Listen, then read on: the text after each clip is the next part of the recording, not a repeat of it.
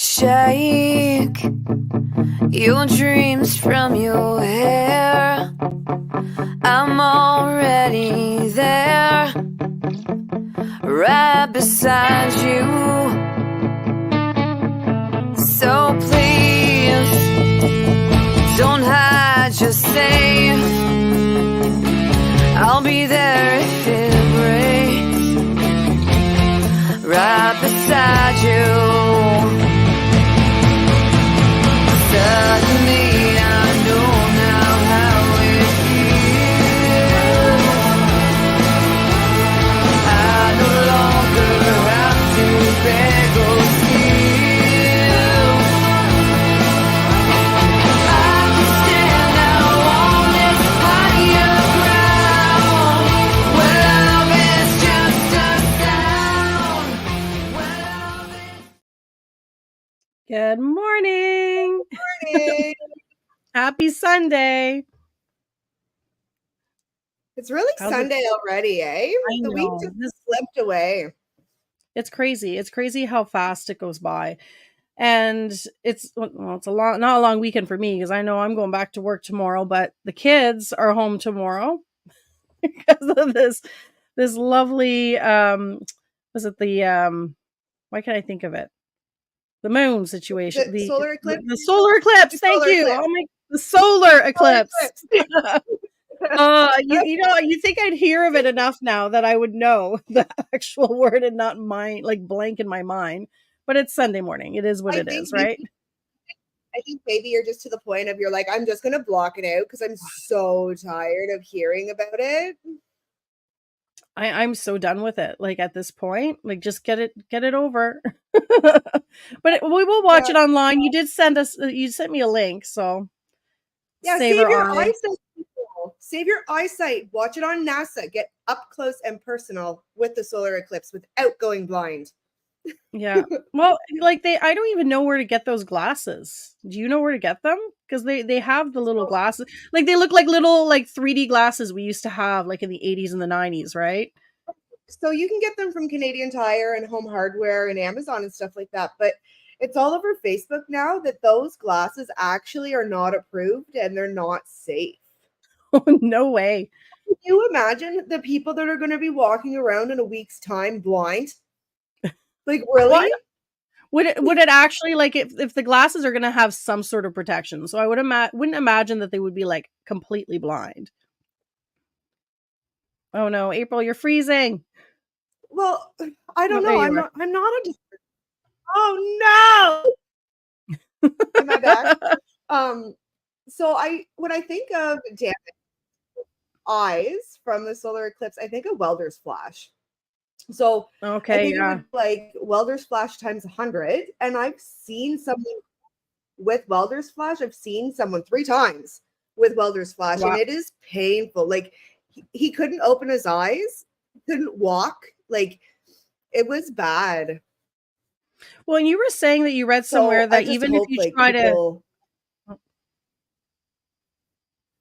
you were saying that you saw somewhere Am too I that if someone glitching? used, I think you're just delayed.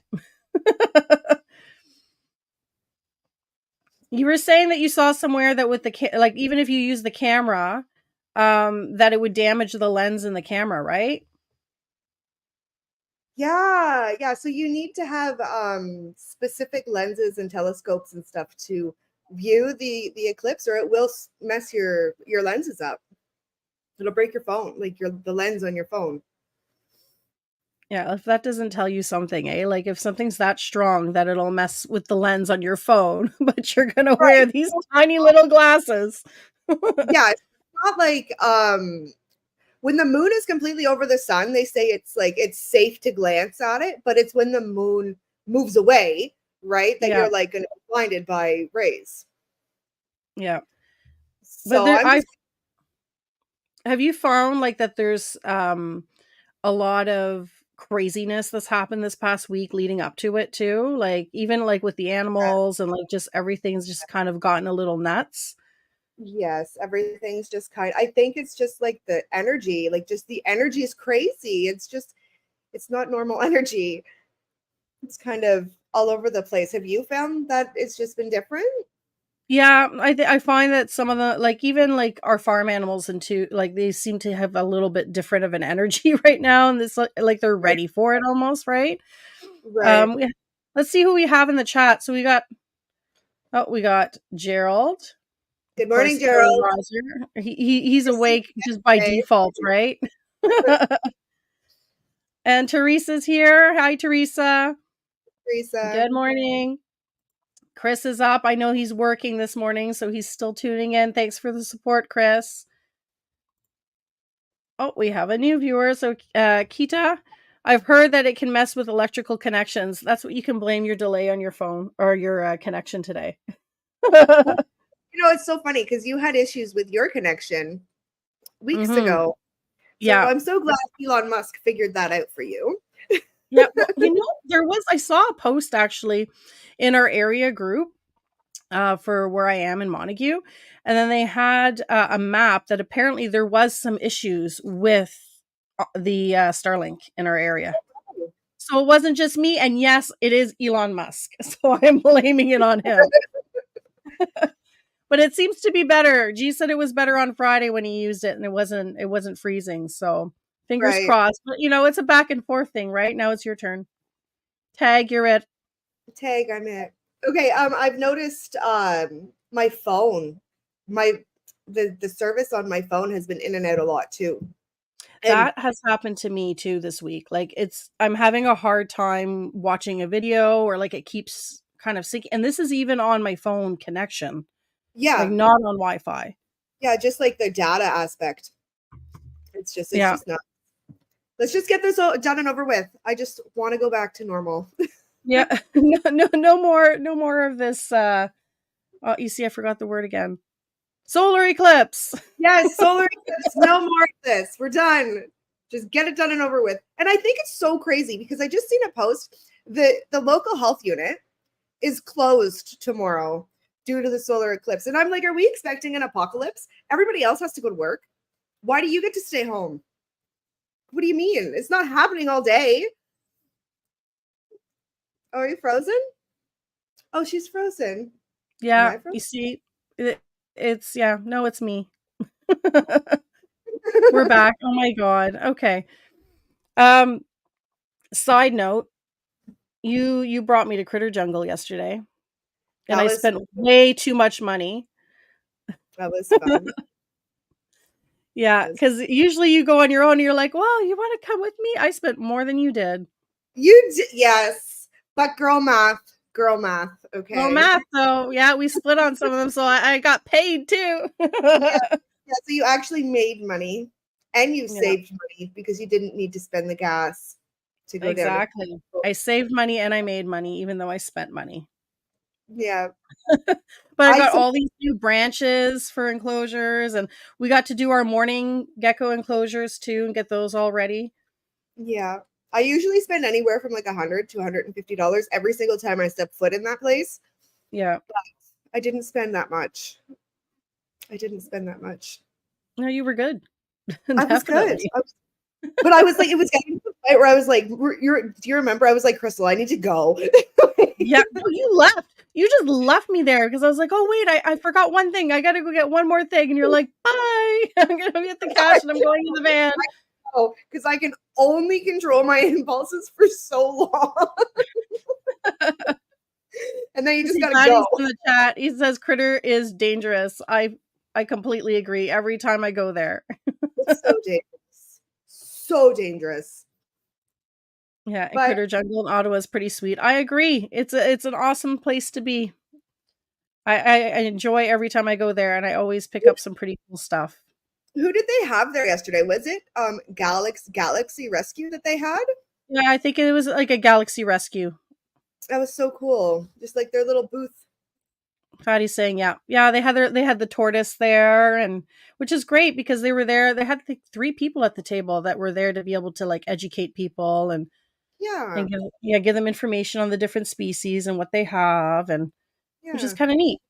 It was really neat. I kind of wanted to like buy the the tortoise. I was like, I really want that tortoise. We walked in and that was the first thing you said, and then someone asked, and she's like, "Oh, this one's not for sale." Staying here. It's like, oh. goodness. Yeah, so I guess today's a bit of a different episode. We usually have our little tea segment and a breeder segment, but today we kind of have like a full episode dedicated to talk about Expo and social media, and we have a special guest. So you want to bring him on? Yeah, of course I do. All right. And Hello, we have everybody. Fadi. How's it going? Good. How are It's you? very. I'm doing great. How are you guys doing? Doing awesome. Good. It's funny that you guys were at Critter yesterday. I was also at Critter Jungle yesterday. Okay, what time were you there? I think around 3 p.m. I Okay. showed up. Yeah, closer towards the end of the day. But yeah, I love Critter Jungle. I used to work there, and then I stopped working there, and now I'm in there once or twice a week, spending way more money than I should be. But yeah, shout out. Right. We just missed you by a few hours then. Yeah. Yeah. It's funny. I was like, wait, Galaxy, that was yesterday. I was there too. Yeah. Like I remember that. Yeah. No, and we were like fawning over the plants and the moss because they have a lot more. I've noticed as every time I go there, they tend to have more and more of the live plants, eh? Yes. Yeah, they're really pushing the whole naturalistic bioactive kind of setup for both the reptiles, and if you look at like the fish section, they do the same thing with the aquatics. Yeah. All their aquariums are live plants. It's I mean, I love it. Yeah. Yeah, that's one thing I noticed with the aquarium side. Like everything Well, is it's all working. really well scaped, eh? It's working. Yeah, it's working. It's It's making working. April. Oh, it's working for sure. Yeah, no, they do a great job. I love going there, and I never leave empty-handed. Yeah. And they carry Pangea, and like that's the only place I think in Ottawa, a store that I can think of that carries it. I believe so. Yeah, I can't. Yeah, no, I I haven't can't. seen it anywhere else. Yeah, I mean, you'll see Rapashi or that Zoomed food for geckos at other places, but that's the if I'm thinking if I need Pangea and I need it like ASAP, I'm going there. Yeah, and it's nice because Yeah. they do have And we Ripashi can- and the Zoom as well. There. Yeah. Sorry, what'd you say, April? Oh, I said, and did we found lose- the orange springtails. Yes, we got orange springtails, which I'm Nice. very excited about. Nice. I don't take my advice on it, but I was told they do better on soil than charcoal. Well, we have ours on soil, which Perfect. is so and they're really different than the other springtails. Like they're like little chunky. Was it April? You were calling them little chunky Cheetos? Cheeto chips. Yeah. I think we Yeah, may have they're lost. little baby Cheetos. Yeah, they're so cute. Little Cheeto guys. Yeah, and they have like some size to them as opposed to like the regular springtails, so you can actually enjoy watching them. I'm just putting my. Just a minute. So we heard that the lips moved. yeah, it's just there's just a bit of a delay. It happens.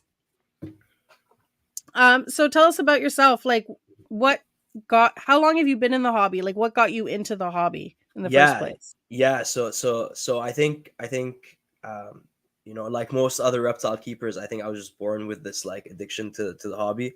One of my first memories actually is a little fish tank in my house when I was like 3 or 4, and like the first thing I remember is guppies having fry and like baby fish swimming, and I think I've just been hooked to the whole concept of like babies and breeding and all that kind of stuff since I was like really young. But I didn't actually start keeping reptiles until 2015. I got my first crested gecko. So I kept turtles before, but everyone's kept red-eared sliders, so I'm not gonna count that part. So I started keeping crested geckos and breeding them in 2015, and it kind of just evolved from there. And yeah, as they say, it's snowballed and downhilled very quickly, and it's pretty much been the only thing I think of and do for the past like 8 or 9 years now. I think we lost April. She's probably sorting something out with her computer. I think she said she was switching to data off. Oh, okay. Well, yeah, it happens.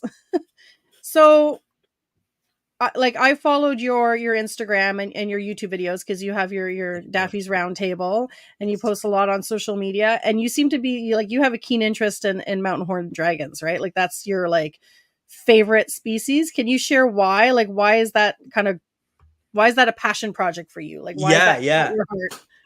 I think actually the way you said it's perfect. I think that's exactly what it is. It's a passion project. I think more people should be working with them, and I wish they were more widely available. Unfortunately, as like most people already know, they are mostly wild caught and don't tend to do well. So Yeah. it's kind of establishing that first group in the hobby.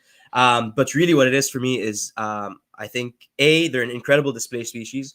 So whenever I look into any of the mountain horn dragon setups, they're sitting right there in the middle, displaying with their awesome horns and colors and like very prehistoric looking. And then the Mhm. other big thing for me, which I just said, I started with aquarium keeping, and I was keeping aquariums for years and years and years before I even got into reptiles. So I feel like the mountain horn dragons kind of tie that aspect back in, since they love water and I can do paludariums and I can keep fish, and they really do. They really do love the water and swim. Like they're constantly in there. I have one male that I think sleeps in the water instead of on land. Really, eh? Yeah, so it's yeah, I love that whole like back and like seeing them jump in the water, and they'll go to the top of the vivarium, climb up to the tile street, and then jump in, climb right back up, and jump back Oh, in the neat. water. So they're like Yeah, super active. they're I wouldn't say they're active when they want to be, because then they can Okay. also go like 2 days without changing positions on a single branch. And then in terms of like handling, I love how smart monitors are and all these like cool species, but maybe I just don't want to be moving too fast. Whereas Yeah. these guys, I don't have to worry about that. I can just put my hand in, they'll sit on my shoulder. I'm not chasing them around the room. I don't have to like, even if you have to work with them to get them to love humans and tongue feed them and all that kind of stuff, it's not as much of a stress of like, what if he jumps on the floor and he's under the couch, and then I have to, and all that stuff. And I don't have Yeah. to worry about any of that stuff. So yeah, I don't know. I can't recommend mountain horn dragons enough.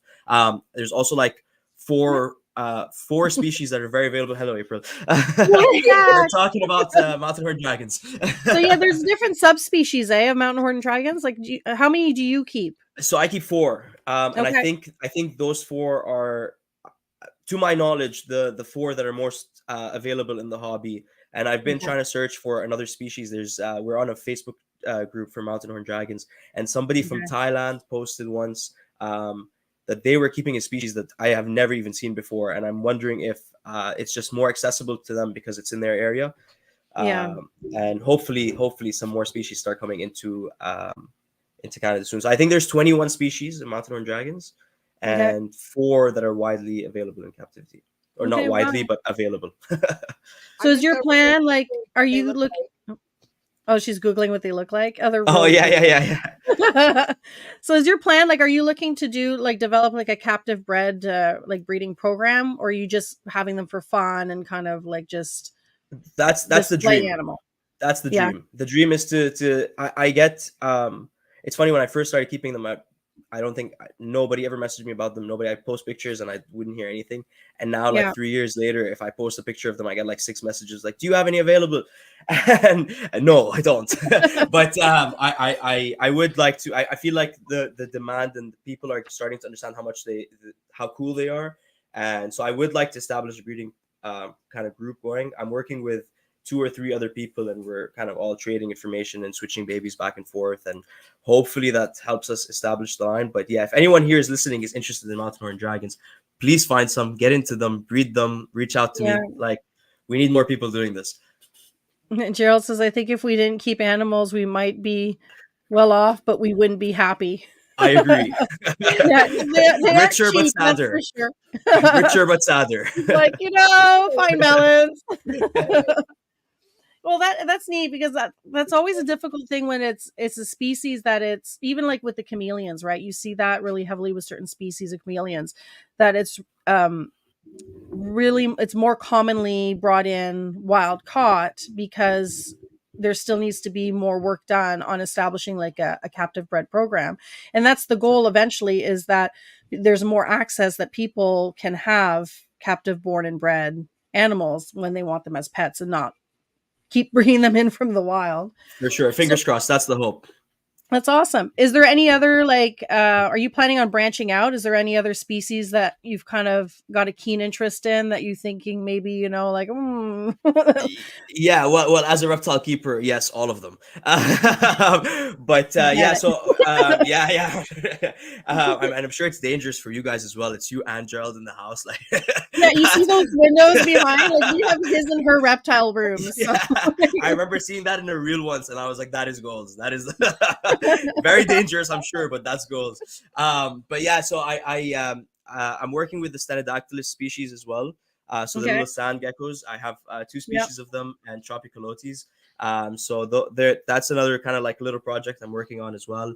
But nothing that I'm as focused on as mountain horn dragons at the moment. I want to get into I don't know if Gerald's inspiring me, and I want to get into snakes. No, see, I do want to get more into. I would like to try to breed some snake species, but I don't know which one yet, and I'm still gonna take it slow because I need to focus. Yeah, and so you just got a Brazilian rainbow boa, right? Because I don't know if you can see that big tank behind me is my rainbow boa Bruce. Awesome. Okay, is it a male? It's a male, yeah. And he actually, I think he has the weird morph too, because he's like the full moon. I can't remember what it's called. Like eclipse. That's what it is. He's an eclipse face. So you know Solar how eclipse? Yeah, I know. But but like so you know how they have the little crescent moons on their circles like on the sides? Yes. He's completely blacked out. So they're like black circles all the way down. That's awesome. Okay. Yeah. Yeah, That's like cool. some of them kind of break apart a little bit, but his pattern is definitely different, and he's definitely a Brazilian rainbow boa. Awesome. Okay, that's very cool. Yeah, I didn't know that there was Brazilian rainbow boa morphs till recently. But those circles you're talking about on the side, my Brazilian rainbow, they almost look like a Minnie Mouse, like Minnie Mouse repetitively, like it's two ears and a little smile. So we have named her Minnie, actually, Minnie Mouse. Oh, that's cute. Yeah. I find that they have a bit of a different face, and I mean, G at first said, "Oh, does he have like shark mouth?" Because he sees like more of a ball python, right? And the more I look, I'm like, no, he's fine. But because of the way the face is, I called him Bruce because that's the shark in Finding Nemo. I love that. Okay, that's that's a good name. Yeah, I know they're an awesome snake species. How long have you had yours? Well, probably going on 2 years now. So he's awesome. I may be messaging you some questions later on. Okay. Yeah, no, I've had him for some time, and I just ordered a bunch of PVC PVC enclosures from Mecco Reptile or Mecco. Is it? I can't remember what Mecco something. Mecco Awesome. Enclosures, I think is what it is, out west. And so I have 3 of them coming in that are going in my living room. So he's actually going to be going upstairs, and he's going to be more in a huge display one, and that wall is going to be gecko wall. There had to be a reason. There had to be a reason. I need more room. I gotta put something else in there. Stuff, and I'm like, well, we'll bring Bruce upstairs. So he can hang it's out. like that saying it's you only run out of space when every single room in your house has reptiles. That's the only real time you run out of space. Otherwise, there's always more space. There's still more space. I think every single room in here has reptiles, except for our quarantine room right now. Fair. And you need that to be, ready for new animals. Yeah, no, for sure. No, that's awesome. So you're still trying to figure out what snakes you want to get into. I mean, there's a lot of species, that's for sure. Too many. Yeah, I'm definitely into the pythons. So I have a pair of carpet pythons, but the female is still too young. And I've been looking into children's pythons recently, but I'm sure you guys know they're like so hard to find here. And finding a pair for a good price is also. But yeah, I think that's the direction I'm leaning in, but I'm not in a rush at all. This could be a 2 years down the line project, and I'd be happy because there's a lot going on. So awesome. We got April back. You there? You get a tag in, April? I just don't want to talk because I don't want my internet to drop me again. you just seem keep good. typing them into the chat. Oh my goodness. I'm just reading Gerald's comments. Very dangerous. Oh my goodness. What's he bringing up here? Very dangerous. Even when we say no more animals, Crystal will say, well, that might be a good addition, or it'll put you further ahead, and hence my bidding on another animal on Friday. Yeah. So you're the bad influence then?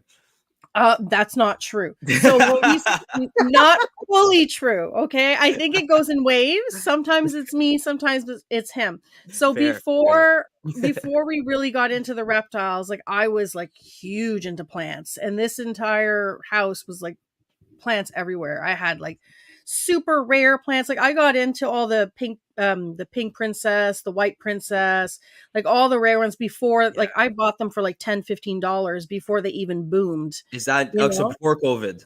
Before COVID, yeah. Mm. So and then when COVID just started, people were starting to post a bunch on Etsy, and I would be able to bring in all these rare plants before like it just went crazy. And then he would get so frustrated. He's like, "Oh my god, you're bringing another plant," and I'm like, "Yeah, like they ship them to you. They come right to your house, and you get a box of plants, and you get to add to your collection."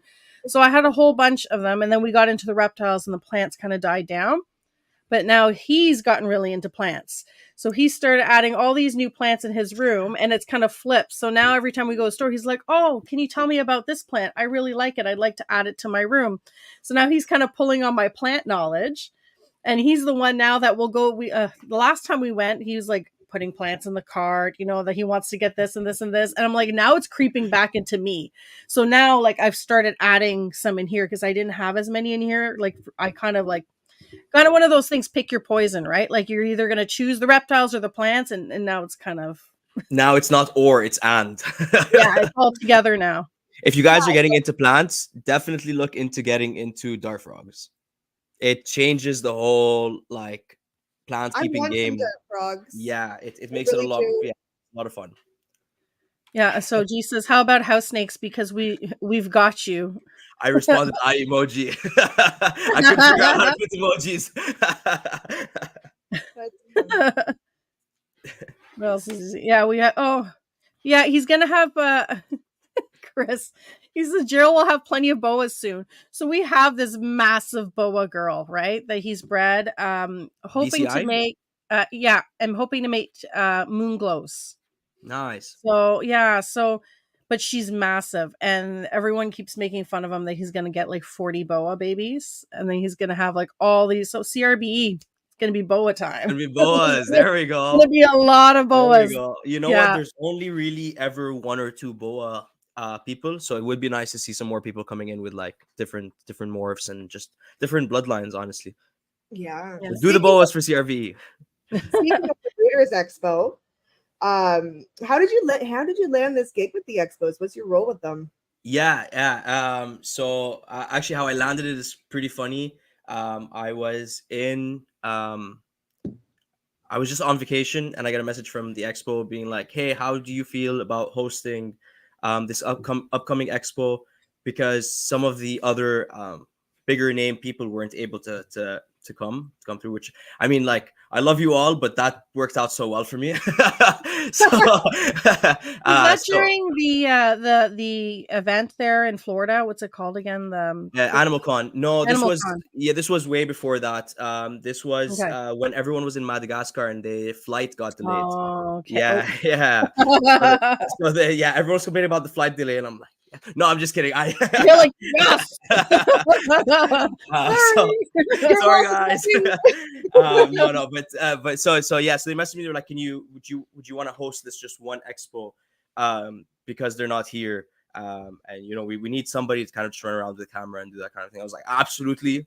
This is like dream come true for me at this point, because I've been going to the expos since 2018, like almost every single one: Montreal, Gatineau, Toronto. Like when I discovered Expos, I became Expo obsessed for a very long time, and then COVID came and like no more Expos. So this was right after COVID. So I believe that they had just started. They had done maybe 3 or 4 Expos after COVID, and it was the January Expo of like last year. Okay. I think I may be a little bit off on my timeline, but somewhere around there. So anyway, so I hosted that one expo, and then through talking to some of the team, I found out that they were actually hiring. Like a social media kind of person, a videographer for the team or whatever. And they were like, "Hey, do you know anyone?" And I'm like, "Yeah, me." I am not currently working. I'm looking for a job. Like, this kind of works out perfectly. And so I started with them. It's been just over a year now, and it's been a pretty good. It's been a pretty fun year. That's awesome. So you go around to like all of the local expos then? So Montreal, Ottawa, Toronto. Yeah, so we haven't, since I've started working for the Canadian Pet Expo, they haven't done a Montreal Expo yet. Fingers crossed 2025, everyone. We get asked this a lot. Fingers crossed 2025. but they. Thank you very much, Gerald. I Gerald also says he love does a Honey. great job, and Honey loves him. Honey needs to come on the show one day. Yeah, a lot of grunting. So tell us about anyway, so where was I? The Expo in Montreal. You said you're hoping that like You're they're right. planning on. There we on go. Sorry, expanding. this could happen multiple times. My mind isn't like 20 places all the time. But so I haven't gone with them to a Montreal Expo, but yeah, the Ottawa Expos and all the Toronto Expos. I've been essentially since I've started. I've lived half here and half in Toronto because I'm like there at least once a month for a week or so, doing Expo stuff. So yeah, it's a lot of fun. That's such a cool job. It is. Job actually. That's Yeah. such a cool job. Yeah, I didn't think I went into it sort of like I'm reptile obsessed. That's all I really care about. And now I'm very much like the social media aspect of it is fun. The event aspect of it is fun. Like I not that I want to not be working in reptiles ever, but if in the future, if I got an opportunity working for another event company and social media, before I would have turned it down. Now I'm like, this is I enjoy doing this, So yeah, it's definitely a lot of fun, and I do recommend this job to everyone. That's really good. That's awesome. Gerald's asking about Expo prep. Yes. In terms of getting your animals ready, or in terms of getting yourself kind of recognized online before the expo? I think we could talk so we can go through, I think, different things like what to expect, like as a new vendor, Yeah. and set up and like I guess the first question we could say like what like for instance, April, you haven't vended at an expo yet. I know Gerald and I have, but you haven't, and you might want to in the future. So like for someone like April coming into it, like what could she expect, like for prep wise, like? Okay, so I'm going to start off by saying the goal from now till the end of the episode is to get April to agree to vend an expo. This is we're just gonna start from now, and if I succeed by the end of the expo, April's gonna be vending an expo. I think April wants to vend the expo. April just needs to have the animals to vend the expo. Oh, okay, that's fine. I don't know, like the prep. I need to know how to prep. I don't know like the booth setup or even like where the best place is to set up in an expo. How many animals can you bring? What can you bring? What can't you bring? How big do they have to be? Like, I don't know anything because I've never been to an expo, right? So I have no idea. It's like a whole new world to me. No, absolutely. And I'm sure it's very intimidating. The first step, and you guys kind of already said it, and this is like the most important step, have animals to sell. That's like bottom line. That's what you need. But step really, one. Yeah, step one, have animals. Step two, book table. No, but really it's not as intimidating and as scary as it seems. In terms of like prep for the expo, I think, have your containers ready, get yourself an 8-foot table at home, and set up your booth as if you're at an expo. And that way you kind of see this can fit better here. This looks better here. Display, how the displays are important as much as some people think they're not. How your table looks at an expo is very important. In terms of like picking where, I think that's less important. Okay. So, a lot of people are always like, oh, I want this booth because of this. I think placement is less important than setting up the perfect display, because that's what brings people to your booth.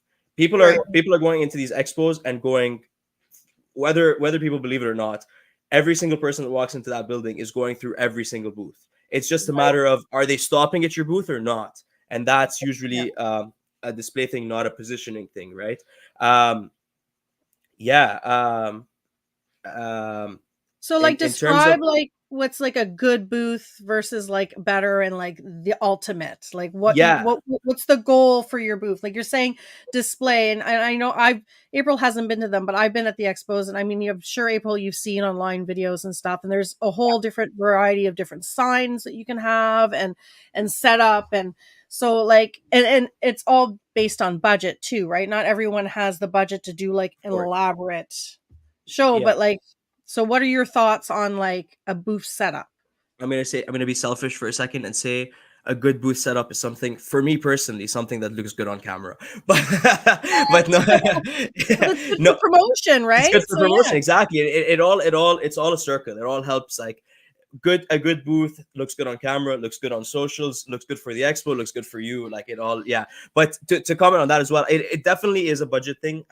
And a lot of people obviously can't afford to get the big giant displays and all that kind of stuff, but I think even on a low budget, there's good booths and there's bad booths.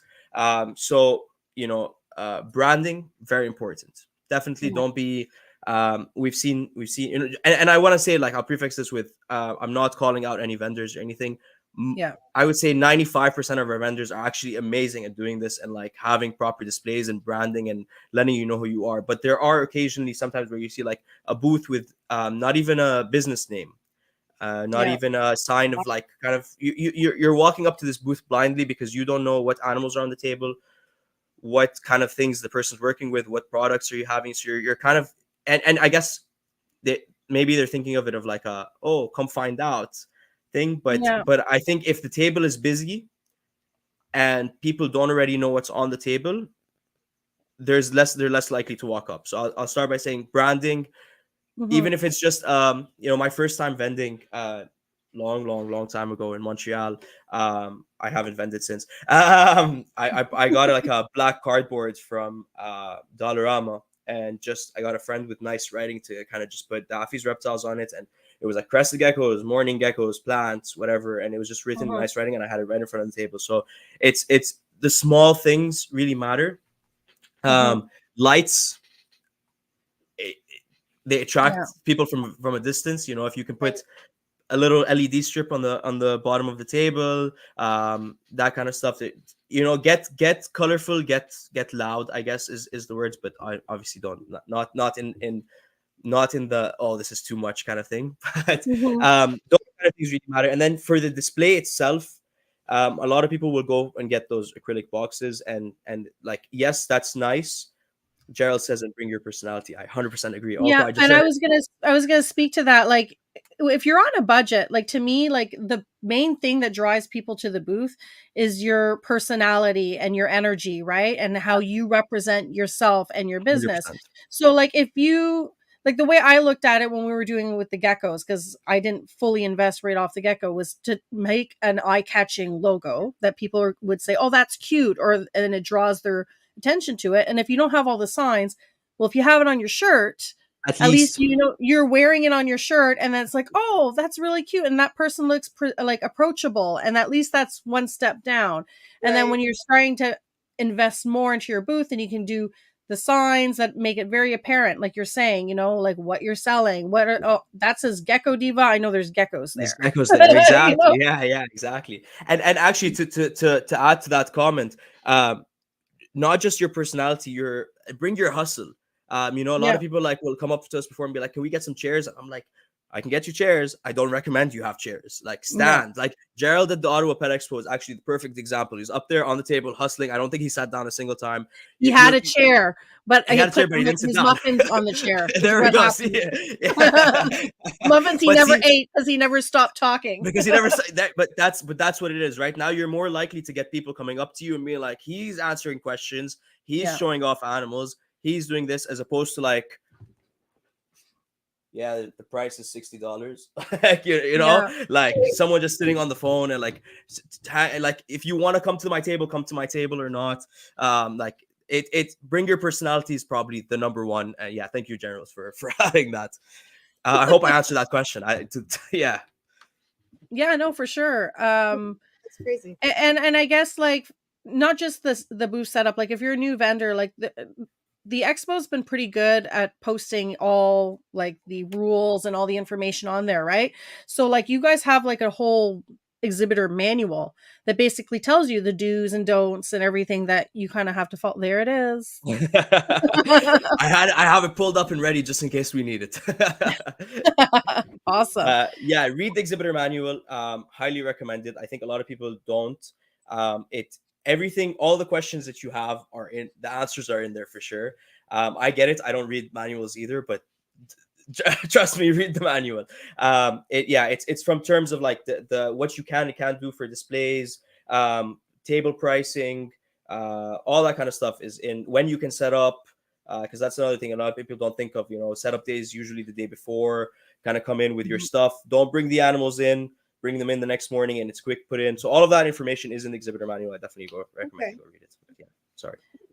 And I guess there hasn't really been it's not just reptile people that I've seen there too. Like I've seen like there's been 3D printing that's done reptile stuff, and businesses that sell products or like handmade products too. And like you guys even had like a social media booth at one point, right? Like is there plans to kind of expand on that social media booth like aspect, or The community corner, I believe what you're talking about. community Yeah, corner, that's it. Yeah. there's always plans to expand. I think an important thing for these expos is keeping it different every time, because it's Mhm.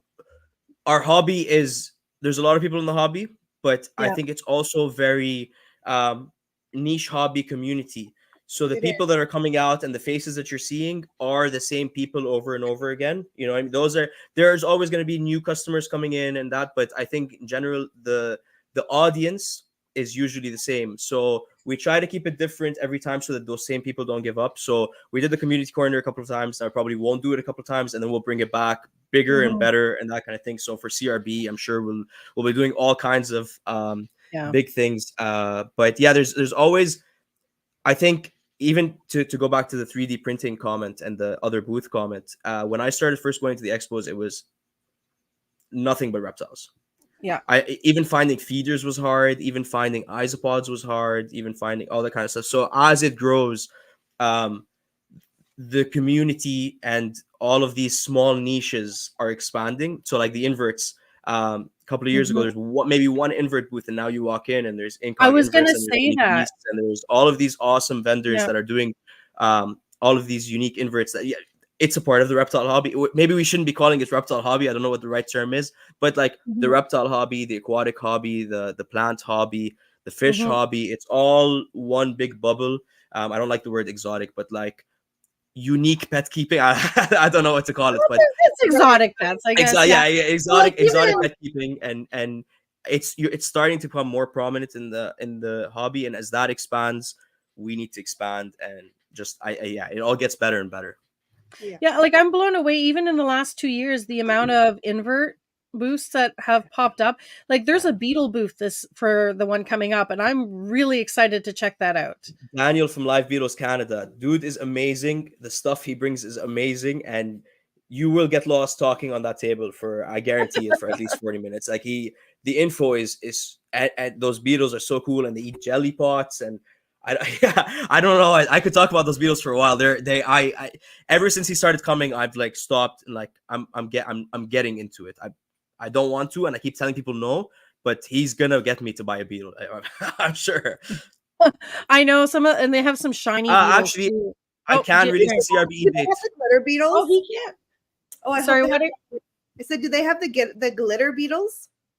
No. I think are you talking about the ones that like shimmer with like blue, and they almost look like they have like a gold coating on them? Yeah, they kind of look like bedazzled beetles. Yeah, no, he doesn't have those. So the interesting thing about inverts is the laws here. I Yeah. think you can only keep natives. You can't eat any. And don't quote me on these because I don't know them like off the top of my head. But you can. I think it's nothing that eats vegetables so that they don't affect farming, and nothing that's not native and all that. So there's all these barriers to what species you can and can't keep.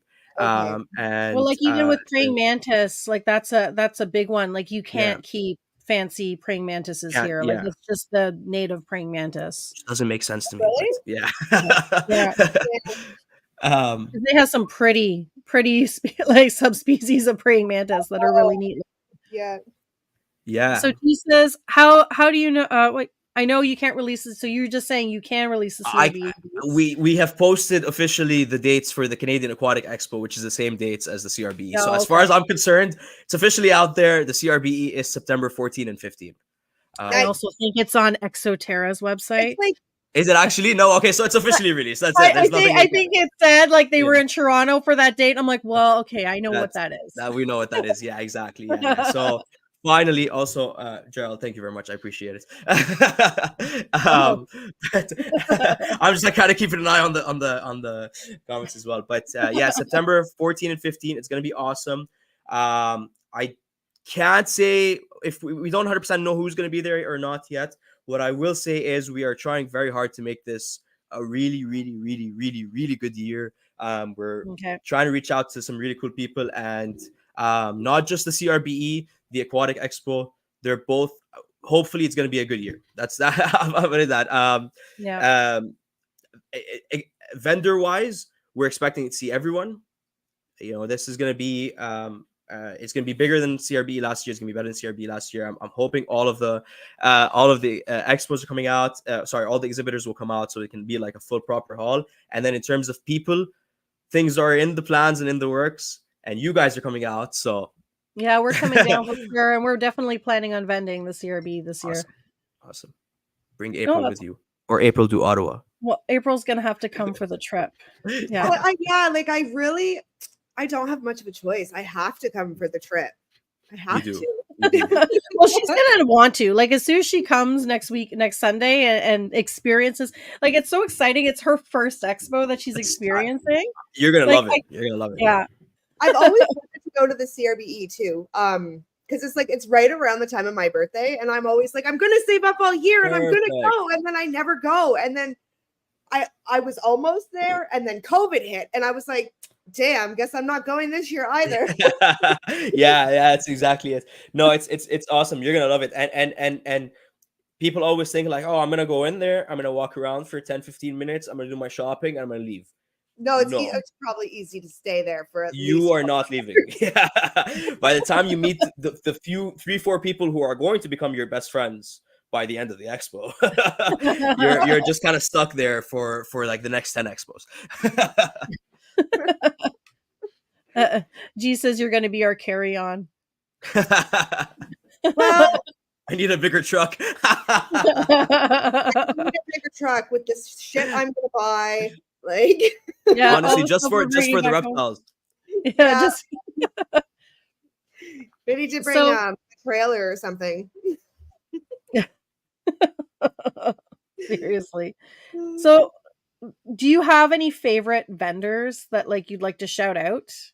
That Can I take up the rest of the episode shouting out vendors? You have a list. We could just like, you should have sent it to me before. I could have put it up like credits. Credits, exactly.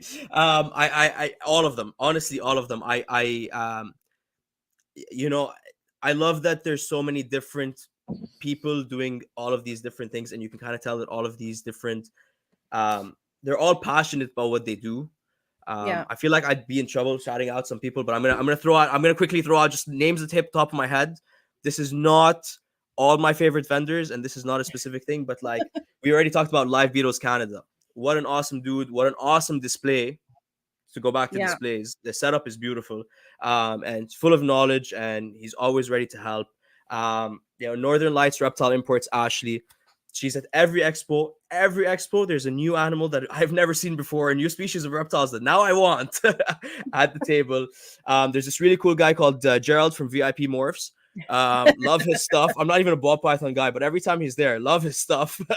Honestly, like Tarantula Canada, Tangled in Webs. The vivariums where I got my Brazilian rainbow boa last time. Awesome booth. Peter William reptiles, carpet pythons, it all depends really on what you want to see. Badland boas with the BCIs, there's all these vendors just popping into my head now, and of course plant vendors too. Like people are like, again, it's the merge, it's everything, it's seeing it all come together. But all of our vendors are awesome, every single one. It's your sparking personality, exactly. I have to say a hustle. That Gerald's favorite booth is probably Mutation Creation, because every time we go there, we get Coco and snakes from Billy, and it never fails. Mutation Creation, I believe, will be at April 14 as well. Another incredible booth. And to go back once again to talk about displays, Billy's display and booth, you can see it from one side of the, like, it's just eye catching. You know where it is. You know where it is. You know what it is. It's for the giant eyeball. Yeah, exactly. But he has it all at the top too, right? Because he has the full display. And he has it in orange, which I think is, most vendors will do black, green, like the colors of the hobby, black, green, like that kind of thing. And then it's just orange. And you're like, I know who that is. Yeah. It's and the giant eye, and it's on top up top as well.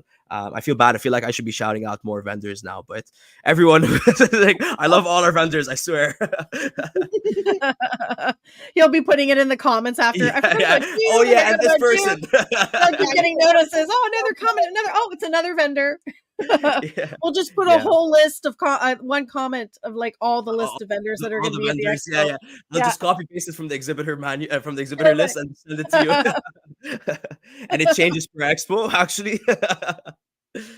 So, like, Yeah. what is the percentage you find of like new vendors versus ones that are always there, like that are more common? Like, do you find that there's been a lot of, I mean, with the new aqua, like the aquatics and plants, you're going to get a lot more new vendors. But vendors, like on the yeah. reptile side, you find that that's kind of And picked up, where there's a lot of new people. 3D printing too. That's one. Yeah. There's a lot of, like, I think at this upcoming expo there's like 4 or 5 3D printing booths that I'm very excited for, to see what they're gonna bring, because everybody, like, the beauty of 3D printing is like you can kind of come up with your own design and put it out. So hopefully there's some cool functional products we haven't seen before. I feel like you're about to show us something 3D I'm printing. going to show something. And Yeah. it's not that I have a bone to pick, but there's not much in stock and I need more. Okay. Yeah. So Reptiles or Us has these little dishes and they're magnetic Yes. and they're perfect for like hatchling bins. That's And awesome. also, like, I want to use these for our gecko displays at the expo, so they have access to water and stuff.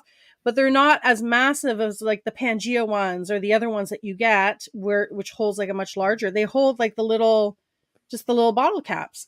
But I pretty much bought them out of what they had in stock, and it's their 3D printing, like it's on there. So I'm like, Yeah.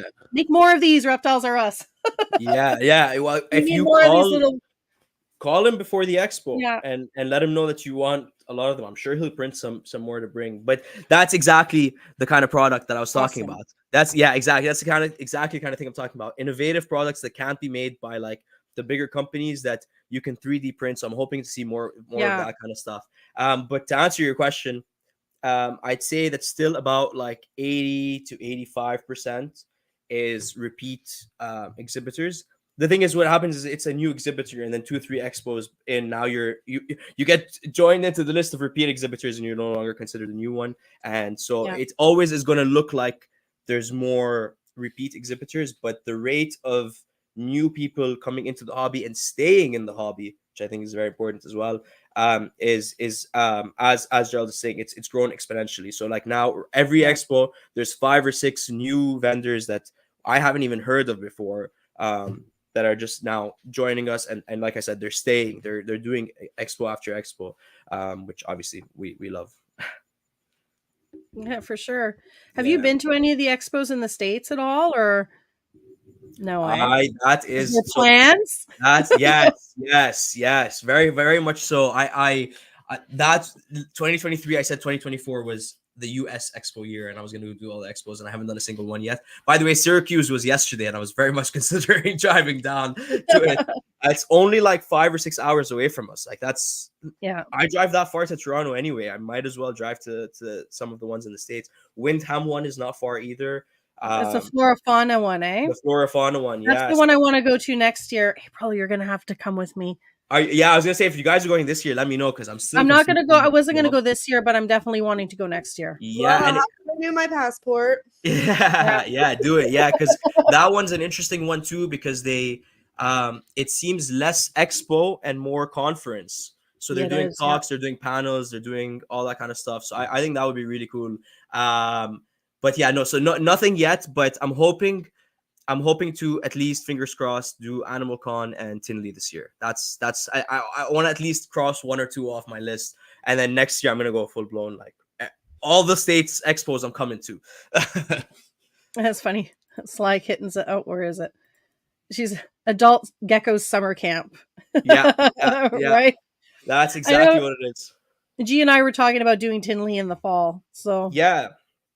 We don't know if we're going to do it or not, but we were talking about doing one at least sometime near the end of the year. But yeah, and I think Tinley would be the one to go to.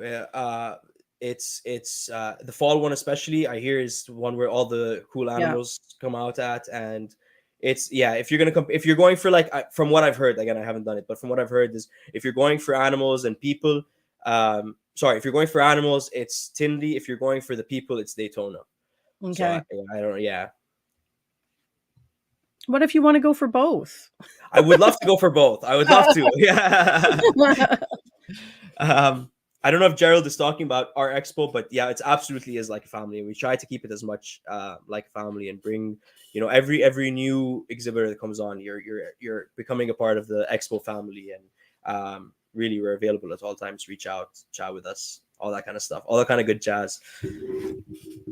That's awesome. I think you had one question, April. Huh? You're chomping at the bit, like you have a question to ask. No, I'm just hoping that my Wi-Fi doesn't drop again. I do have a question though. When it comes to building your business, what are the do's and don'ts? Don't sit at your table on your phone. do a lot of pre-advertising. I think this is something that people don't think of.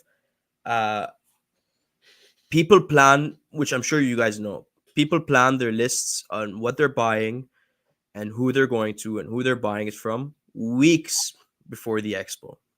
When like the serious buyers are coming in with a list and knowing what they want, some of them have already pre-bought, all that kind of stuff. So pre-advertise. So let people, when you're preparing, and this goes back to the preparation for the expo as well. When you're preparing, when you're putting your animals in your containers and you're traveling, snap a picture, tag at Reptile Expo. This beauty's coming with me. A lot of vendors are good at doing it, but a lot of them aren't good enough at doing it. Not that it's you guys do you, right? But it's beneficial for both ends. And that way, now the attendees are like, ooh, that's a snake. That's an awesome snake from VIP Morphs. I'm gonna message Gerald right now. Pre-buy it before the expo. That way, I guarantee it's mine. So that's a big do, I think, for building the business. Pre-advertise as much as you can. Be available. Be accessible. Be that person that they can message, ask questions to, even if they bought an animal from somebody else and they want to ask you the questions. Let them ask you the questions, because that does build future client relationship for the future. For sure. Yeah, absolutely. So it's all about, I think, showing up for the people. When it comes to social media, a lot of people are like, the only way to grow is consistency. Consistency is key. Always repeat. And I think the exact same thing goes for businesses, where it's like, if you're constantly there, you're constantly showing up for your clients, they will show up for you as well. And like I said, pre-advertise, let everybody know what kind of stuff you're bringing, and showing off don't hide anything, right? Like, people want to see how you set your animals up, what you feed your animals. So the more you're sharing with them, the more likely they'll be like, I feel safe buying from this person, because I already know the history of this animal. I already know their husbandry and their care and all that kind of stuff. And then, not to keep jumping back and forth in the conversation, but branding, also very important. So like Crystal was saying, put on the t-shirt. Even if it's just the one t-shirt, put on that one t-shirt. Let everybody know who they are, who you are. And yeah, I hope that answers the question. And to the people bring your cash, your money, cash, credit card. And all that money is gonna go. and even on Gerald's point too, like, even if you're not vending and you're just attending, like, present yourself as well with your business. So like, I'm going on the 14th, but I'm wearing a Gecko Diva shirt. There you go. So that way, everyone that I'm talking or that I'm buying geckos from, and then it's still an aspect of networking. So even if you're not there vending, then they say, oh, that's the face for Gecko Diva, and that's the face for ALP Morphs. So that kind of associate that they've met you, that they've had discussions with you, and that kind of builds that network and those relationships. Absolutely. And the expo, that is a lot of what the expo is too. It's a giant networking convention. It really is. Yeah. For the hobby, at least. Yeah. So on that point, and not to throw anyone under the bus or anything, what are your pet peeves, like that you've encountered? It can be at the expo or just in general as a hobby doing social media. Because I mean, you have your podcast as well, right? Yes. Daffy's Roundtable. Go give me a So, follow.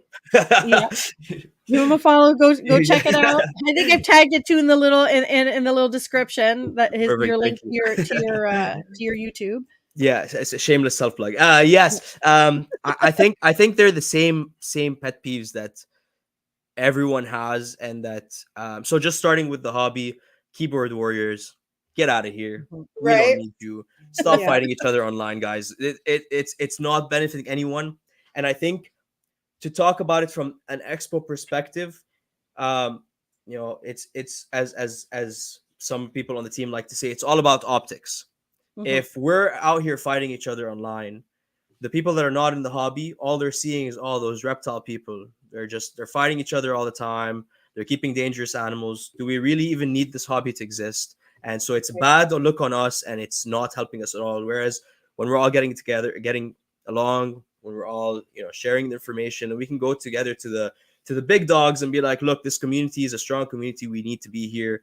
We're not doing anything wrong. We're good people, that kind of thing. So optics is a huge thing. Stop being keyboard warriors. Stop fighting online. And I think to follow that, the barrier to entry, I think, is too high. I think, not that we don't need people to be doing their research to get reptiles and all that stuff, but there's everyone, in my opinion, a lot of different, like, so you guys keep crested geckos, or there's the ball python keepers, or like I'm a mountain horn dragon keeper, or whatever it is. We've sort of formed these little niches, and it's very much like, yeah, well, I don't think we need another crested gecko breeder or another mountain horn dragon breeder or whatever, but be transparent. 100%. We're not hiding anything in this hobby. Exactly. Yeah, 100%.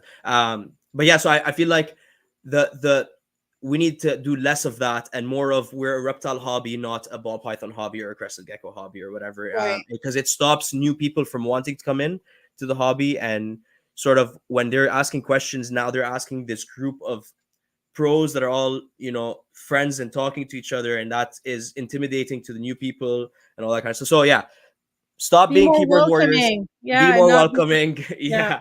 And then no clicks. no clicks, exactly. Yeah, we're all one big click. And then yeah, that just again, throwing it, like, going back in the conversation, in terms of the expo, it really is the unfriendly, sitting down on the table on my phone, I don't want to sell, almost making the people feel like, I don't want to be here, don't come to my booth.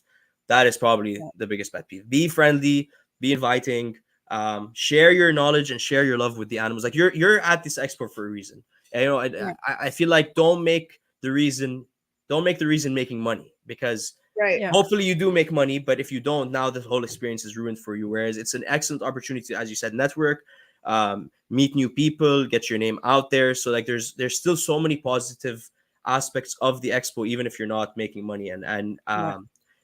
Yeah, so enjoy it, enjoy being there, enjoy the presence of being a part of the community. It's the one time that everybody that has all the like-minded people are in one place, right? Right. So wherever you go into your shopping malls, you're going to all these different places, and you're like, I'm the only weird person here that is thinking of reptiles right now. Everyone else is thinking of normal human things, and I'm thinking of reptiles. Whereas at the expos, you walk into the room and you're like, wow, every single It's person a here, group of weirdos. it's a group of weirdos. So be a part of the community. So don't try to be that I'm on my own kind of person. And Gerald says it's a marketing opportunity for all. And on that point, Exactly. when Fadi says don't sit on the chair and be on your phone, if you're sitting there for 5 minutes because you want to post a reel or an Instagram to promote people to come to the Yes. expo, Yes. that's okay. That's okay. Yes. We're talking about don't sit there the entire time while Yes, you're just kind of absolutely. sitting with your feet up and waiting for people to come to your table. Exactly. And on, it's a marketing opportunity. Give it your all. Really give it your all, people. Like, you have Yeah. weeks before the expo to be posting. Tag a Reptile Expo. Tag, if you're, for example, doing Ottawa, tag Ottawa Pet Expo or whatever. We do reshare everything. And then you have setup day, and then you have morning of, and then you have the day of, and then you have post expo. Mhm. Those are all different posts, and all different posts that you should be taking advantage of making, because that's just, thank you guys for coming to my booth, whatever, blah blah blah. It still is, you're getting that, you're building that trust with the clients, with the buyers, with the reptile keepers. Yeah, and from your experience, do you find like there's certain platforms that generate more like buzz for marketing, like Instagram, like Reels or posts versus Instagram Reels. Facebook, or Instagram Reels right now are king. Yeah. I know everyone says like there's a whole discussion of like TikTok versus that versus all of this, and all of them are good platforms to use. But I think our hobby and community is on Instagram, especially the Canadian. I don't know about everywhere else, but the Canadian reptile keepers are all on Instagram. Yeah, that's what I've noticed too. Yeah, yeah. Yeah, to this comment, I've heard having little affordable things like beer savers, like these little feed cup These little thingies. things. Yeah, Yeah. and lower ticket items will help boost sales and stickers, etc. Yeah, so definitely I went and I invested in stickers because I got some artwork for some of our like projects that I'm working on, Awesome. and I'm like, well, it's kind of neat to do some fun little stickers to have on the table, and it might draw more people because they see these sparkly glitter stickers, or Yes. Yeah, I like to say I like to say it this way. It's easier to sell $105 items than it is to sell five $100 items. Yeah. So yeah, absolutely have small little trinkets on the table. When I was vending, I'd do like Ripashi, a Ripashi bottle and a cup, like mini kit, Crested Gecko Yeah. mini kit feeding, or I used to save. This is since I'm no longer vending, I'll give you guys my secret. I used to save all the Crested Gecko eggs, Okay. dry them out, and then I would give the egg with the either give it with the baby, or I would make a little mini terrarium with the egg in it and sell it for like $3-4. Oh, And that's cool. they would sell like crazy. They would That's sell so like cool. crazy. Yeah. So people like to, oh, this is the egg that my gecko came with, or whatever. Yeah. That Yeah, that's all kind these of a little cool things idea. make a big difference to the table for sure. Yeah, Cool. that's cool. Yeah. So, do I you would- have any? Sorry, go ahead, April. I said I'll keep that in mind. Yeah. Keep it noted. Ideas. Noted. She's been taking. That's why she's been quiet. She's been taking notes this whole time. I'm telling you, taking she's notes, preparing yeah. herself for vending. Oh, Chris at East Valley says he does that with his snakes. Yeah, That's cool. I never even thought of that. Yeah. I've seen people make like art and stuff with the gecko eggs and like collect them and like actually put them together and make like framed art. I recently saw someone do it with ball pythons. It's cool. a giant frame, like it must have been like at least a 36 1824 or something. It was giant frame, and there were so many like already hatched ball python eggs in there, and it really is a piece of art. It really is. Yeah. Cool. Yeah. So, do you have any suggestions for people when they're doing marketing and stuff on like, I guess equipment? Like I know a lot of people use their iPhones. Like it's pretty easy to use an iPhone to take pictures. I have a light box here. Like, is there certain things that you find are your favorite to kind of do some of the promotion and social media stuff? Yeah, well, I also use my iPhone for like 99% of everything Yeah. I do. They're so good right now that you don't even need.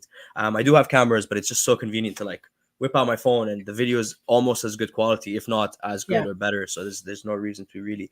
But yeah, no, do what you are comfortable with. Find your style. A lot of people, you said you use a light box. A lot of people are more comfortable with, I'm gonna put every single animal into this light box, take 100 pictures. Now I'm set for a month, 2 months, whatever. Yeah. I personally, I don't like the hassle of doing that.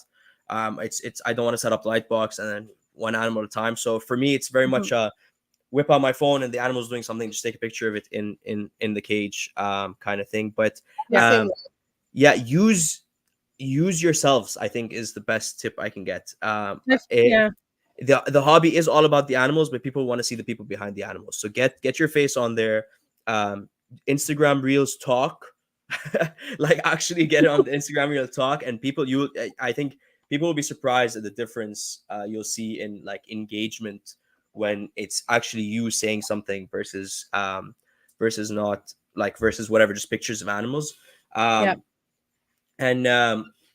yeah, I think it's be you and be consistent. I feel like I keep repeating myself, and I apologize for that, but there really are, that really is the secret to everything. It's be passionate and be consistent.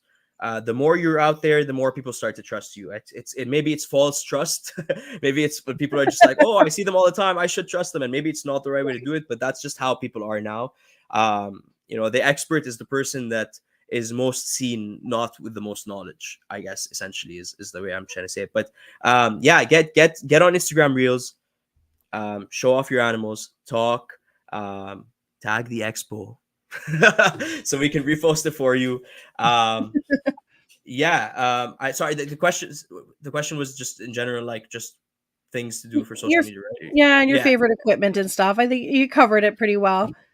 I thought. I can't believe that we've already hit over an hour. Like this is I'm sitting here, I'm like mind blown. I've learned so much. I hope I hope you guys have.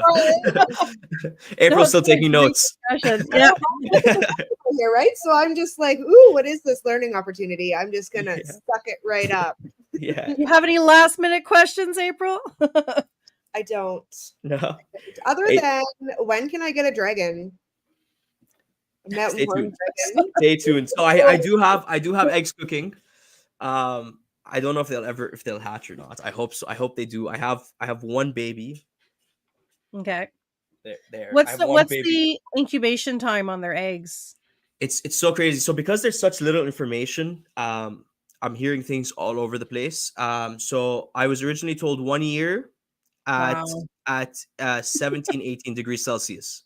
A Yeah, year? a year. Oh. At, Oh my god! yeah, at 17, 18 degrees Celsius too. So think of how cold that is. Like I can't sit in 17, 18 degrees Celsius room for that long. And So I'm going crazy over crested gecko eggs. That's a lot of patience. Yeah. it's something. And then so the crazy thing is the first round of eggs that hatched in 6 months. And then somebody that I know in Montreal called me literally 2 days ago and I was like, yo, they hatched. And I'm trying to ask him all these questions, like, okay, whatever. So has it been like 8 months? Has it been 6 months? And he's like, dude, it's been 3 months. And I'm Oh, like, wait. Really? So you got them for 3 months. Somebody I know got them. Yeah. So there's definitely Sharing notes there and trying to we're figure trying it to out. figure it out. Yeah, but I Yeah. have no idea why. So mine are at 6 months now. And they're definitely growing. I can see them like getting larger and they're swelling and everything, but they don't look like, oh, you're gonna hatch tomorrow to me. right. They Okay. look like I have another 6 months of waiting. So I don't know, but yeah, temperature is a big thing, and then obviously the different species is all different. So the Lepidogastro are the dwarfs. Their gestation period. So whatever, yeah, that they hold the eggs for shorter periods of time. The eggs incubate for shorter periods of time, and they grow significantly faster. So I have a baby that's a year old. That's that's at 14 grams Okay. from Lepidogastro, and I have a 8-month-old Armata, which is at 3 grams. Okay. wow. Yeah. Yeah. So they grow. Yeah, Huge difference. they grow super slow in general, but the dwarfs seem to grow a lot faster. And I don't know if that's just a smaller body You would size think or that it would whatever be is. the opposite. You would think so. I would. I know. That's exactly what I'm sure. Every step along the way with these guys has been like that. This doesn't make sense, but okay. And I try to go a lot of based off of like chameleon keepers. Mhm. Because they seem to be like the closest kind of species to them. So like a lot of people are having problems now with egg binding and what's when the chameleons create like fake eggs or follicles, I think they're called. So Okay. anyway, so there seem to be the same problems that are happening with chameleons that are caused by like overheating or overfeeding Okay. or whatever. So we're trying to learn from them and hopefully figure it out, but really like there's so little information and everything seems to be like a different, like, okay, so you're more like collared lizards when it comes to this, but you're more like chameleons when it comes to this, and you're like, and I mean obviously they're their own species, they're not like anything, but it's just Yeah. trying to compare is very hard. Right. Looks Cool. like there's going to be a trip in your future. Yes. Yes. Go learn more about them in person I and would love people to. who are used to having them, like, you know. Around, yeah, and I've Yeah. even reached out. There's this group of researchers in China that it seems their lab is focused on Acanthora species, so they're the ones that Okay. have released like all these papers on them, and I've emailed every single person in that lab and have heard nothing back. But I'm like, please, somebody answer me, come on the podcast, like just talk, like you Probably guys are just the ones end up seeing in them in the their wild. trash. Yeah. Their that's junk mail. probably what's happening, honestly. Like I Yeah. assume, yeah, I don't know if anyone from China is listening and knows what I'm talking about, this lab You'll or have to whatever, you'll have to get me in ask contact. You'll have to check like the time zone and give them a call and just really like. Yeah, I would love to get in contact with them somehow because they've described new species of Acansora. They have papers describing their habitat and like their behaviors out in the wild and their food and which like Okay. really we don't know any of these things, right? Like I know they jump in water. I've heard from some keepers that they actually eat slugs and spiders in the wild, and so everything we're feeding them is wrong and messing them up, which Okay. could be the reason for the infertile eggs that are becoming egg bind. Like there just Okay. could be giving them wrong supplements. We could be there's so many things, but I think it's also the flip side of that is that's a part of the fun, right? Like that's we're enjoying learning, doing all this. Like this is what keeps the hobby fresh and interesting. And yeah. Get mountain horn dragons, guys. Everyone get mountain horn dragons. April, as soon as I have babies, I'll let you know. I want one. Yeah. I want one. Now, if people want to get them, where are they going to find it? You want to plug your socials? Yeah. Perfect transition. Yeah, Perfect I am Daffy's Reptiles virtually everywhere. You can find me on Instagram, YouTube, Facebook, TikTok, Daffy's Reptiles everywhere. And then my podcast is Daffy's Roundtable. So yeah, you guys can find me there as well. And come out to a Reptile Expo or come out to a Pet Expo. You can also find me there at all of them. Come say hi. Like I know we've been talking about the expos for an hour and 15 minutes, but really, guys, I cannot stress enough. And I'm not just saying this because I work here. If you had asked me this before I started working for the expo, I would have had the same response. They are the best things in the world. I cannot I'm gonna I'm out of words. Literally, see, I'm literally out of words to describe how much I love these expos. Like they're perfect. They're the perfect networking opportunity. They're a lot of fun. If you're a reptile hobbyist, keeper, wanting to become a keeper, come out to the expos, and I think the way your hobby is going to go moving forward is going to be a very different experience. I'll put it that way. Oh, where did she And go? on that note, She's out. yeah. Oh my goodness, where'd she go? Guys, I guess I'm officially the new host of You Coffees and are. Cresties. Welcome, everybody. You know what's funny is I don't keep Crested Geckos anymore, and I don't drink coffee. So yeah, That's funny. it's like the perfect title for me. Yeah, for sure.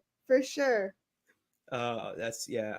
But yeah, I don't know if you had any more questions about Expo, but hit me or if you want to reach out afterwards and just shoot me a message, always feel free to. I do think that you should do one of the upcoming shows.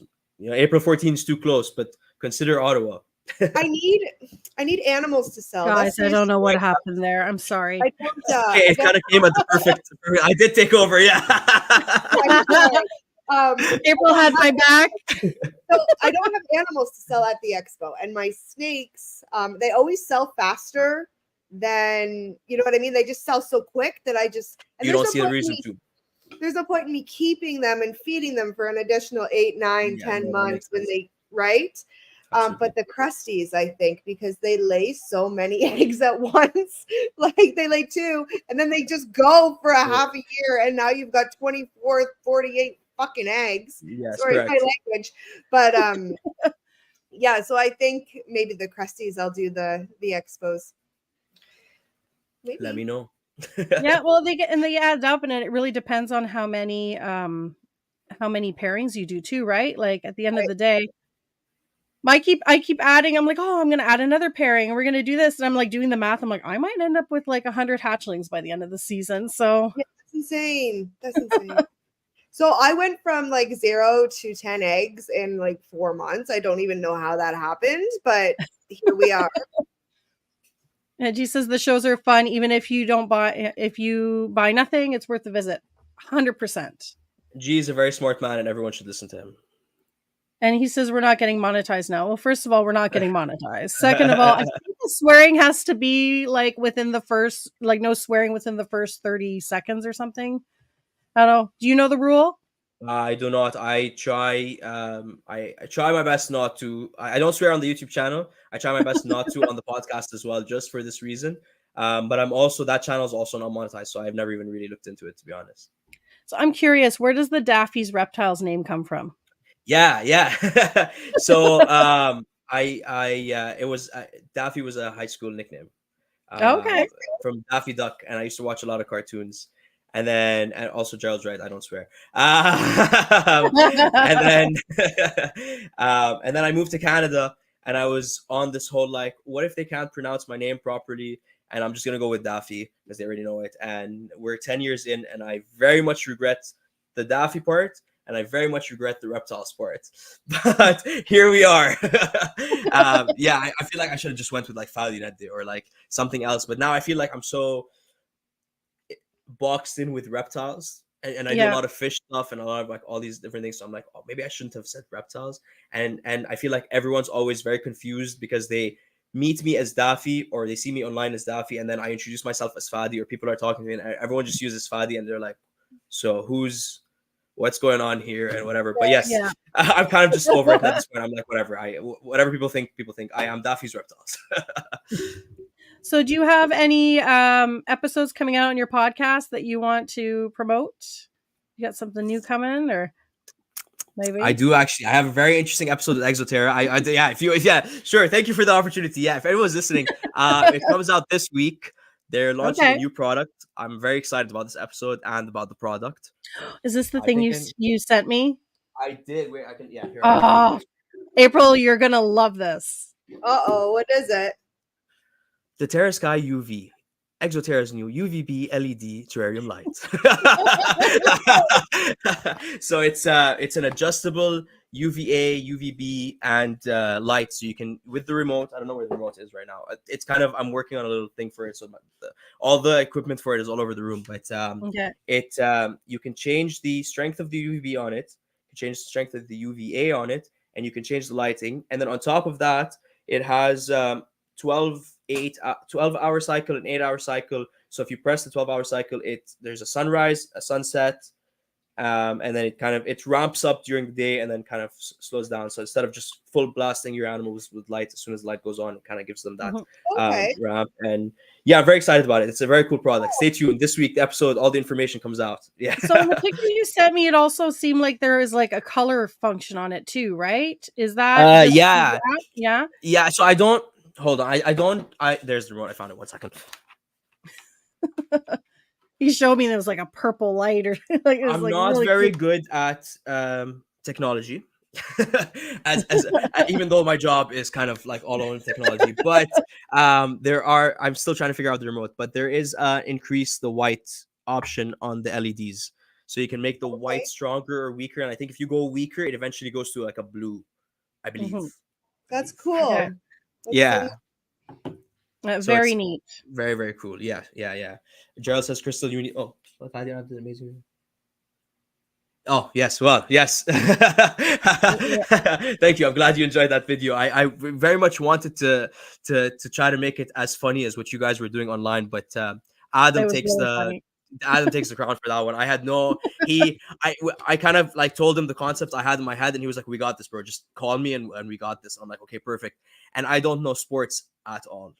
And so he starts going off with all these sports terms, and I'm thinking that he's actually like saying something. So I was like, okay, this is not funny, but okay, cool.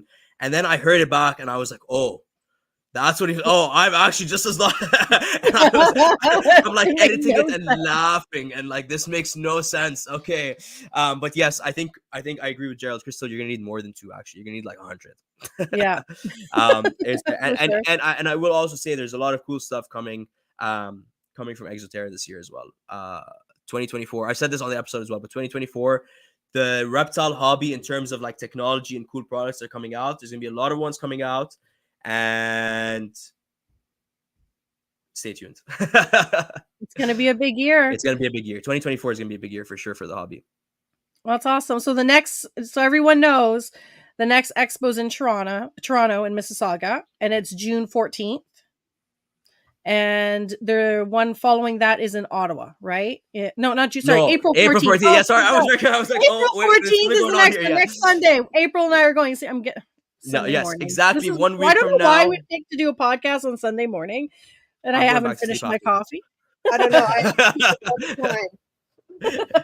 So yes, Um, April 14th. I was keeping you on your toes. You see how you caught that? I was like, did they release another Expo date that I missed? No. And then I was like, wait, but the Ottawa on June 8 and 9 is before June 14. Yeah. And I was yeah. So So to yeah, clarify that. Toronto, April 14, April 14th. next Sunday. Yes, We're it's going to be a lot. there, and you're I'm going to so be there, excited. and I'm everyone gonna else be should there. be there. Everyone else should be there. Exactly. Yeah. And then yes, for all the Ottawa peeps, please come out to Ottawa this year. We are actively trying to grow the community here in Ottawa, and the Expo is the right way to do it. And like 2 years ago, we were basically not having Expos anymore, and now that they're starting to come back again, I'm hoping that we can eventually make them more frequent, eventually have more booths in there, more people coming out. But yeah, this year is going to be 10 times better than last year. Come out to Ottawa. Next week's going to be incredible. Come out to April 14 at the International Center, Hall 6. We are in Hall 6 next week. And yeah, I hope to see you all there. Awesome. Well, thank you very much for taking the time and sharing your tips and tricks for the Expo. And Of course, I hope it was useful. Thank you guys very much for having me. and we'll see you backstage. Yeah, sounds awesome. Thanks, guys. Have a good Sunday. See you. Bye, everyone. Bye, everyone. So Be right- that was an awesome conversation, eh? Yes, it was great. I think we've hit over. We're almost at an hour and a half, so I think we'll end it there. We have nothing much more to add, and we'll kick in our closing. Bye, everyone. Bye, everyone. Shake your dreams from your hair.